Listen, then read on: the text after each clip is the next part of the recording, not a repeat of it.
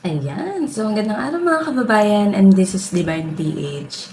And nakita niyo po ba yung sa social media, yung mga parang prayer rally din nila? Ganyan. Pero kay Pastor Kibuloy naman. So, ang nakalagay po dun sa t-shirt nila, panawagan nila, Justice for Pastor Apollo Kibuloy. Bakit? Char. Pero ito po, may mga ilang nag-interview po kasi sa kanila. May balita ko po, may pa 500 daw eh. Pero ito po, pakinggan nyo ah. Wait lang. Magkano ang pangako sa inyo ng bayad para pagsuporta kay Pastor Kibuloy? 500. Taga saan po ba kayo? Taga San Jose, Bulacan po. San Jose, Bulacan. Magkano po nakuha nyo? Wala po. Tinakbuhan po kami sir eh. Grabe, tinakbuhan. Iwan kami dito. Sino kayang ka-coordinator nito? Naka-jeep lang po sir. Nasa isang jeep, ilan po kayo? Kung mabilang sir, ilan kami sir eh. Okay, salamat. Pero yung pinaglalakad po ba dyan, naiintindihan niyo po ba hindi?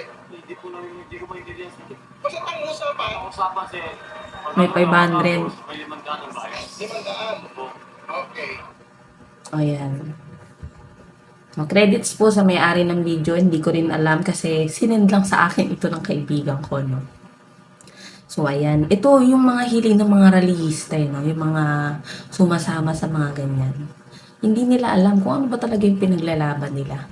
Basta makasama lang. Basta may ganun lang.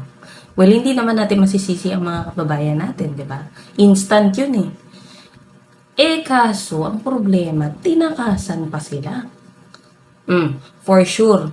Yung nagano na ito, kaano rin yan ni Pastor. Kasamahan niya din yan. For sure. Siyempre, sino bang gagawa niyan? Alangan naman ako. Alangan naman yung loyalista na kilala ko. Or ano, di ba? Sila lang naman yan. Grabe kayo, tatakbuhan nyo. Taga Bulacan pa to. Ginawa niyong tanga dyan na pagsuotin itong Justice for Pastor Apollo Kibuloy. Tapos tatakbuhan nyo lang. Asa na yung kiniklaim nyo na, ano, na mababait kayo? Asa na? Kasi tinakbuhan nyo. Ilang tao to? Puro bayad. Akala ko ba malakas yung network nyo? Asa na yung pinagmamayabang nyo na marami kayo? Bakit kailangan nyo magbayad ng tao para umattend sa rally nyo? Ano ba naman yan? Nagkakalat lang kayo. Kawawa naman yung mga nauutunin nyo. Tapos lulukuhin nyo pa. Di kayo marunong, lumaban ng patas. Mga wala ka rin kayong isang salita. Tapos sasabihin nyo, mabait kayo. Isang patunay lang to. At marami pa na patunay na nagsisinungaling kayo. Na marami kayong inargabyado.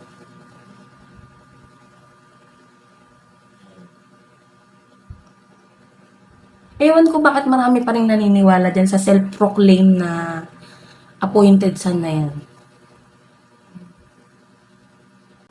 Kiniklaim mo na inappoint ka kahit hindi naman. Tapos ganito gagawin mo sa mga tao. Niloloko nyo lang. Tapos gusto mo pang magpahanap? Ano yung papahanap mo? 1K? Mamimigay ka ng 1K para malaman kung saan ka nagtadago? 500 yan, hindi nyo mabayaran, no? 500 nga, niloko nyo. 500 Niloko nyo pa yung umatin dyan para magmukhang tanga lang. Tapos, yung mga tao mo, bilib na bilib pa rin sa'yo. Kahit nang luloko na ng mga tao, no? Bilib na bilib pa rin kayo? Ano bang pinakain sa inyo? At nauuto pa rin kayo. Ako ito lang kung halimbawa lang, na naging parte ako ng simbahan nyo, or pag nalaman ko na may kababalaghang ginagawa, or may maling ginagawa, or nang aargabyado, ba't kita ipagtatanggol pa? Yung iba nababasa ko, I stand with Pastor Apollo Kibuloy. Bakit? Parang kayo yung aping-api Parang kayo yung inargabyado O kayo yung nang argabyado. Mahiya naman kayo. Panindigan nyo naman yung sinasabi nyo. Na mabait kayo. Na ikaw ang appointed. Panindigan nyo. Ito, sabi po ito ni DOJ Sec Boying Remulla ha. Department of Justice Secretary Boying Remulla confirmed on Tuesday that the Kingdom of Jesus Christ leader Apollo Kibuloy will be facing child abuse and qualified trafficking charges related to alleged crime Kibuloy committed in 2011. Sige, sabihin na natin alleged. Kung hindi to totoo, bakit kailangan nyo magtago? Tapos nakikipaglaro pa kayo sa mga tao, hanapin kayo para sa gantong halaga. Di ba? Wala kayong tinatago. Ha? Ang alam ko rin, parang may nilabas din si Sec Boying na ano eh. May travel restriction na siya. So, hindi na siya, kasi syempre, magulat na lang kayo, nakatakas na, nakaalis na. Grabe, tigas ng mukha, di ba? Alam mo yung ano, masyado ka na self-proclaim.